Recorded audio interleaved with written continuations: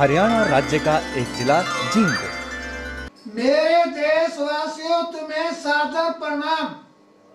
आप देख रहे हैं आयुर्वेद के चमत्कार। इस चमत्कार को नमस्कार होते हैं और कुछ जड़ी बूटियां हमारे पास होती हैं जिनका जिक्र हम आपके सामने करते हैं। वृद्ध व्यक्तियों को क्या हो जाते हैं? गदूद हो जाते हैं, पेशाब में जलन हो जाती है, पेशाब अपने आप निकल जाता है और बेचारे क्या करते हैं? रोते रहते हैं, पछताते रहते हैं, कोई सुनने वाला नहीं। वृद्ध व्यक्ति होता है और उसकी सेवा कम होती है, बेचारे को पेशाब आ जाता है, बूंद बूंद पेशाब आता रहता है और इस बीमारी का नाम है बहुमूत्र।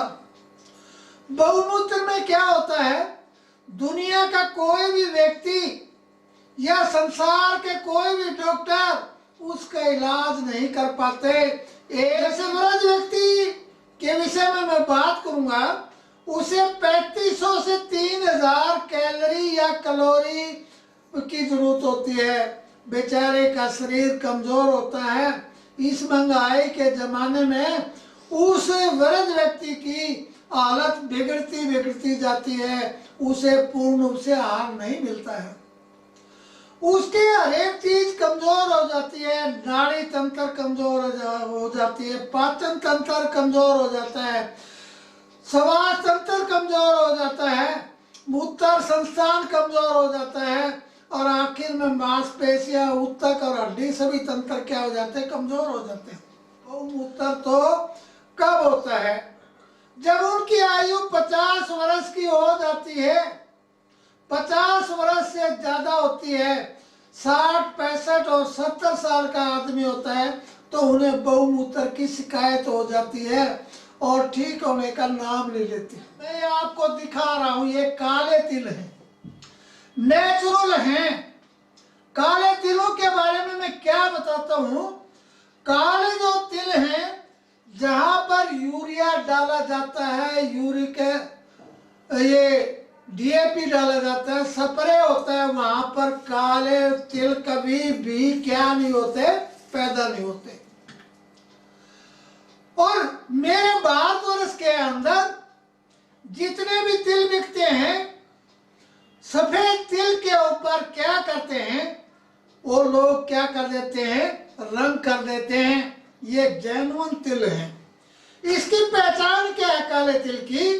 अगर काले तिल को अच्छी तरह से आप रगड़ते रहोगे, चाहे सुबह से शाम तक रगड़ते रहो, इनका रंग फेड नहीं होगा। और इलाज क्या है? अगर बुजुर्ग व्यक्ति को किसी प्रकार की बीमारी है और विशेष जो बीमारी है बहुमूत्र, बार बार पेशाब आना, बार बार पेशाब आने के बाद इसका आपने उपयोग क्या करना है? अच्छी तरह से इन्हें साफ कर लें, साफ करने के बाद कूट लें और मेरे भारतवर्ष के किसान के खेत में से बना हुआ देसी गुड़ डालकर, इसे तिलकुटा कहते हैं मेरे अपने हिंदुस्तान के अंदर, मेरे हरियाणा के अंदर। इस तिलकुटों को कैसे लेना है? सुबह 1 गिलास दूध के साथ कम से कम 2 लड्डू होते हैं, इतने आराम से वृद्ध व्यक्ति दूध के साथ ले ले, सुबह शाम ले ले। इसका कोई साइड इफेक्ट नहीं है। जिसके हाथ कांपते हैं या जिसे वृद्ध व्यक्ति को वो पेशाब अपने आप आने लग जाता है, जिसको गदूद होते हैं या पेशाब में जलन होती है, तो कई लोग बार बार पूछते हैं, उन्हें हम बताते हैं कम से कम आधा केजी क्या हो? काले तिल हो, गुड़ 200 ग्राम ही काफी है। अच्छी तरह से इसे कूट लें, अपने बुजुर्ग को खिलाएं और उसकी दवाओं को पाएं। ये ऐसी चीजें मेरे अपने भारतवर्ष में होती हैं। और रही बात दूसरी, यहाँ पर हम खान पान का ध्यान नहीं करते।